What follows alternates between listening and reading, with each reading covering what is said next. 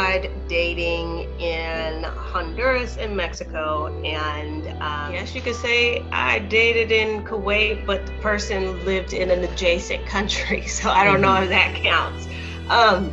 Mexico was easy. I wasn't successful, but it was like easy to get a date. Honduras? Not easy to get a date.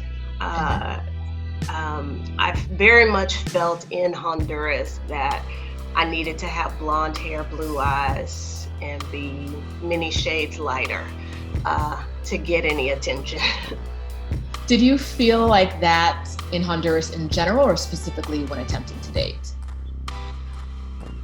Just when attempting to date. Okay. I didn't, when it came to dating, that's when I felt there was a definite issue. Dating is ghetto worldwide. Worldwide. Around the globe. Like, I honestly had this in my head that, I thought dating in like North America was a challenge because of, like the media that we're exposed to, and just like the ideologies of like that Tinder has created, that, you have like this instant gratification and this abundance of options, so people don't take people seriously. So I thought that I'm on the other side of the planet now, and I'm going to be meeting people from Europe, I'm going to be meeting people from Asia. It's going to be very different. Where? Like, where are the different people? They don't exist, okay? They just don't exist. If you move out of the United States, could that potentially help as far as the exhaustion and the racism that you're experiencing at work? Yes. But oftentimes you take on a new problem. And many of these women are finding it, I think they seem to be finding it challenging to meet eligible men, to meet men who get them, to meet men who want to be with Black women. A lot of these women is not all that it's cracked up to be.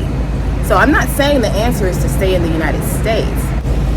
One of the problems with proclaiming that we are strong Black women is that people believe us and they treat us as such. And in recent years, there has been more of Black women coming to terms with and admitting that they are in fact not strong, they are vulnerable, they are soft, and they do need help. This is a new narrative. So I want to talk about, one thing is how feminism, in this case, Black feminism, how it has and can and is malfunctioning. And I also want to, in that conversation, talk about the Black women who are getting their passports and leaving the United States, not because of Black men necessarily, but because of their careers, because they are too overworked, they're tired, they're exhausted, they need help. And as a result, they are getting their passports not to go on a vacation, but to literally jump ship and leave the United States. And this is something that I've been following now for about a year.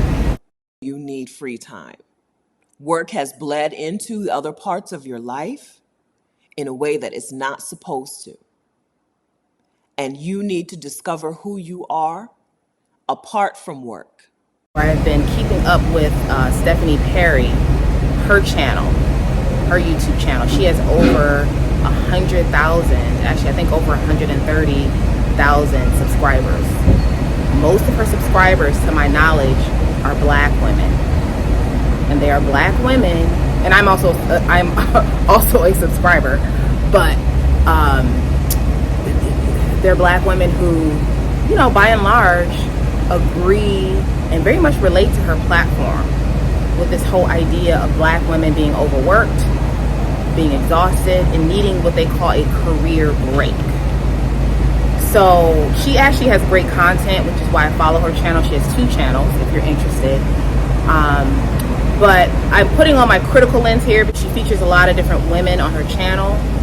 And so it's very clear that this whole idea of, this desire to exit stage left from the United States, and it's happening on both sides. So it's not only happening with black women, it's also happening with black men, which is another conversation.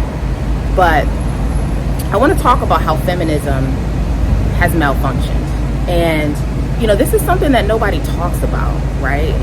And I think it's interesting because it's not until women typically get into their late 30s and early 40s that you start thinking about this stuff. When I was 41, I quit my job to travel the world for a year on my savings. That was several years ago, and I'm still going strong. This Grown Up Gap Year series is to help you do the exact same thing. And on some level, even being a little bit resentful, because no one told you that, when I was in my 20s, for example, and I would work really long hours, and and I was excited about my career and the possibilities of whatever was my trajectory, my career trajectory. I was excited about it. I didn't give feminism a thought. I didn't think about, what that meant. I think that, when it comes to modern feminism, it's complicated because there's a lot of things as a woman that you're told, you're socialized is normal, and you're supposed to, sort of prioritize your career and give that your all. But no one talks about, and essentially a woman who is giving her relationship her all is looked at by other black women in a negative light. No one talks about that, right? And but the reality is, careers expire. And there was a study recently done, this was on the news, and I'll see if I can link this in the description, where it said that in menopause, so this is all women, as women approach menopause, which the onset of menopause could be mid 40s. Some women go through menopause even earlier than that. But menopause, we're talking about potentially mid 40s, late 40s, early 50s, mid 50s. There's a study done where it said that women are actually begin to have negative outcomes in their career, particularly start to lose money because they are, menopause is a huge strain on your body, very exhausting. And so a lot of times career women, they're trying to go to work and do all of this stuff, but their body is actually revolting. Their body is revolting that process. And so there's a study about how women are losing money during menopause, but then toward the end of the study, they say how black women are hit the hardest. Black women, and I think women of color, are hit the hardest when it comes to menopause in their careers. And so essentially what we're talking about is an expiration date. We're talking about a career, your career having an expiration date, right? And this is so fascinating because nobody talks about that. I mean, you may hear about retirement and how, most people may not ever retire, but getting your passport to go to wherever, Costa Rica is, I know, a really big place. But I think, a lot of these black women are traveling and again, I'm not against travel, but we're talking about moving out of the United States. But I think we need to be more critical about how we approach our jobs, because the narrative is that it's these women are experiencing toxic work culture. And some of it has to do with racism and white people, but some of it just has to do with this narrative of being a strong black woman. So essentially these women are running from being a strong black woman. That's what they're running from, being strong. Yeah. And I definitely want to sort of delve deeper into this. My channel, I created this platform to make things visible to black women. This is why I created this platform. And there's a lot of things that we have to sort of debunk because, and I'm not saying don't be a career woman. I'm a career woman, right? But I think and I'm going to be saying this in another video, but I have denied several promotions. I had opportunities to be promoted and I denied promotions. And some people would think that that's ridiculous. Why would you deny a promotion? But again, I think this is something that people don't talk about, which is maintaining balance in your life, and how if you prioritize your career, taking that promotion could mean a lot. It could mean more money, but it could potentially mean more work, more exhaustion, less time with your child, less time with your family, right? Less vacations, so people don't talk about that other side.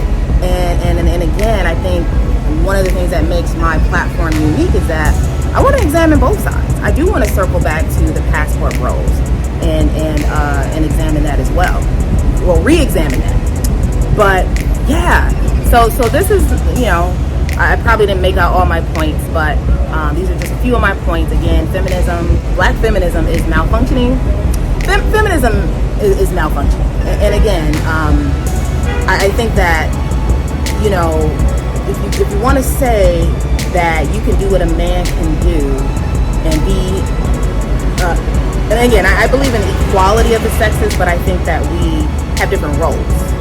But if you want to say that you can be like a man and do what men do, if that is your argument, people will believe you.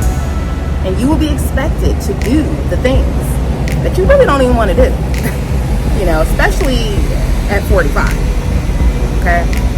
So comment below, let me know what you think about this topic. Like, share, and subscribe to my channel. Click the links in the description box to learn more about my coaching and consulting business, Curated Legacy, as well as my book about being an invisible black woman.